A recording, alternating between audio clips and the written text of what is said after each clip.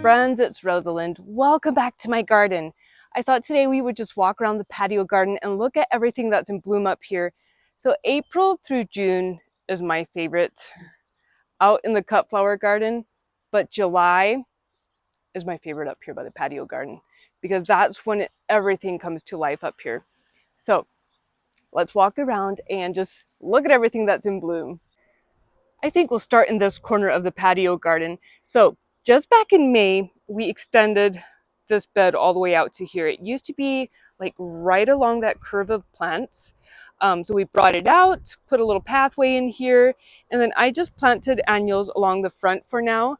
But this fall, it'll get a renovation again. All of these plants that you see in here will all be moved out a little bit, and then we'll bring in some taller like perennial shade plants. But this, I don't know, it's just my favorite corner this time of year because it looks so lush.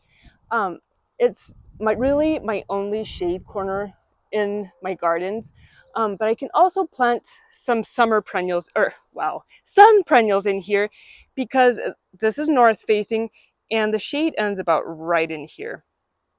So it's just really a fun corner.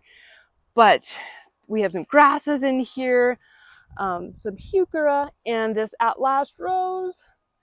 This is a proven winner's rose, and it's a rose that blooms most of the summer.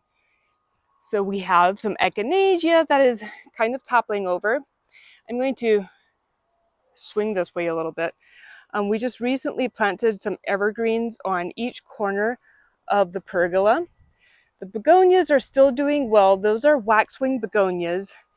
And then I have a weeping willow that gets the little catkins in spring. I have it in a container so it doesn't get into any drains or anything like that. This is some snapdragons. This is a snapdragon in the back. But some violas that I had started from seed last spring already, and it's still blooming. I just overwintered it in my little greenhouse. We have some lemon balm, and this is a shade container that I put together about a month ago, and it's taken off like crazy. Has some impatiens, a hosta in the front to kind of cascade down, and some Prince Tut grass. And this little planter is so much fun. I have some, what are these called? String of pearls, and a little hens and chick. And then at the bottom, this was a new one to me this year, string of hearts. And it actually kind of vines, like if you have something that it can grow up on, it does kind of grow up on it. And back here, we do have another evergreen. The Redbud, oh my goodness, when we moved here, was it almost 8 years ago, this tree was like down here. It was shorter than I am. And look at that thing, it's taken off like crazy. Back along the front of the deck, so this is our patio area. This is our deck, and I have a little strip right between them. There's just some grass planted in here. Pinky Winky hydrangea. Oh my goodness, this plant is gorgeous right now. And then just a repeat of grass. And then I have on each side of the steps a My Monet weigela. This is a dwarf, not a wharf, but a dwarf weigela. So this is about the biggest that it will get. And it gets sweet little trumpet flowers in the spring. And up here on the deck, there's really just some containers up here, not a whole lot to see. The begonias at the beginning of the summer, I thought, oh my goodness, I don't think that I'm a begonia person. But I just kind of backed off on the watering, and they're doing so well now. We have some hydrangeas in containers. This one I just recently deadheaded. This is a reblooming purple hydrangea, but the blooms had all kind of faded out, so I cut those off. And we have some hens and chicks in the planter down here. This is a succulent. Kind of proud of this one. I got it when we moved here, again, almost 8 years ago. And this was just like a tiny, tiny little plant. And like, look at my hand on it. So this is how big it has grown. This is another begonia that I thought I was killing earlier this summer. And again, I just laid off on the watering and look at them. They've knocked out so beautifully. I was afraid that the caladium wouldn't like it, but I've only been watering them like once or twice a week, and both of those plants have taken off like crazy. Over here in this corner, we have a canna lily with some coleus and tobacco plant that the hummingbirds absolutely adore. They're all over that plant every day. Some dwarf tomatoes that are called orange hat tomatoes and lavender.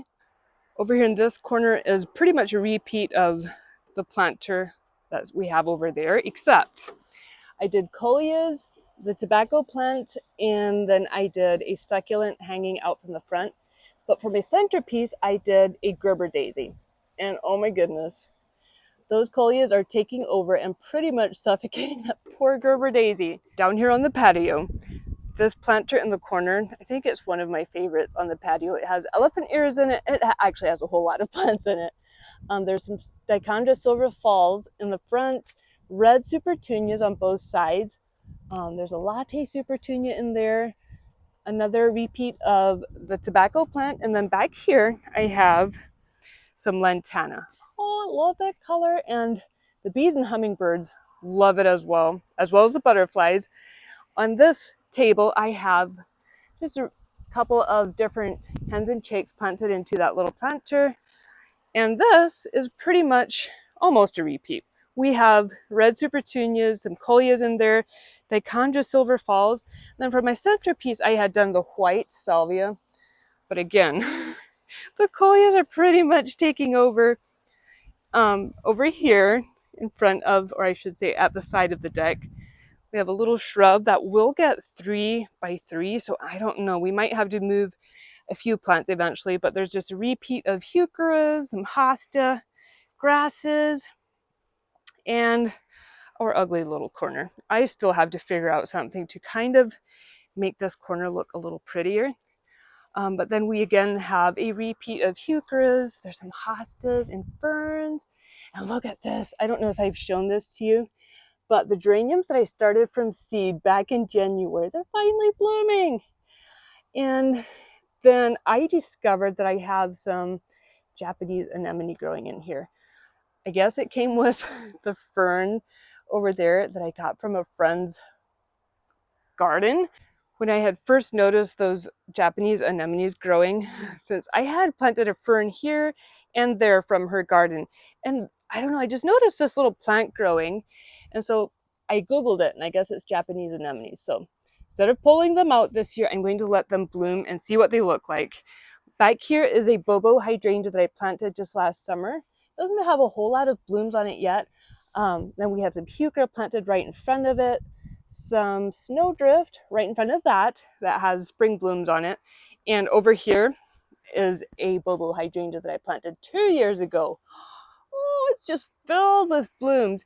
So just last month I put in this little pathway, and there's just some fun plants back here. We have a clematis, there is some ground cover coreopsis, there's some foxglove that's just kind of seeding itself around, fern, and then this is a brunnera that I got.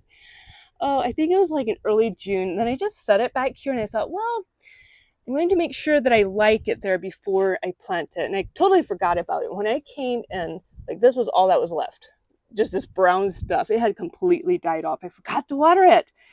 And I decided to plant it anyhow. Look at that. There's some new shoots coming out. You can see right between these pavers, this coreopsis has jumped over. But I'm going to leave it. I think it'll be kind of sweet right there. There's also foxglove that has seeded itself right there. I might pop that one out and plant it somewhere else into the garden. But over here by the little well, I had started some marigold and nasturtium from seed, as well as some alyssum. And I just planted it in here this spring. It looks a little wild. Now, that's also why I really don't show it. But I don't know. The colors are pretty sweet. You can see there's the alyssum. I love this white marigold. I would highly recommend anybody growing the white marigold. It's from Baker Creek Seed. They're so pretty in bouquets and in the landscape. A little look back this way. We have some, what do you call those? I always forget the name. with the silver foliage. Alamium is growing right in front of the bird bath.